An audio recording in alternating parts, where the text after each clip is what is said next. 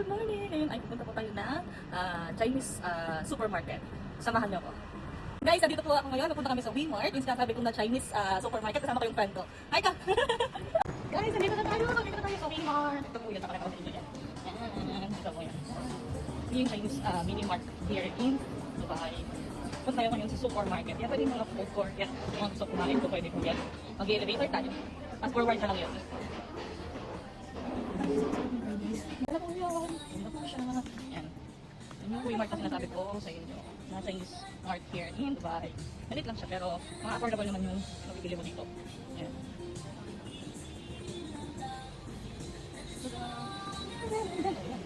Kita nyo dyan yan. Yung mga crab etchos.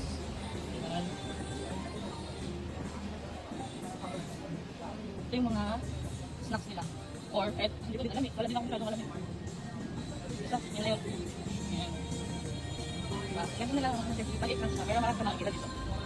Papakita ko sa inyo mamaya yung bibili ko. Magluluto kasi tayo ng yung noodles. Yung black noodles yun. Yun ang luto yung mamaya ka lang dito. Yun yung purpose kaya ako nandito. Ngayon. So, see you again mamaya. Sabay sa akin. Bye bye guys. Have a good day. Ito nga pala yung clock tower dito sa Dubai.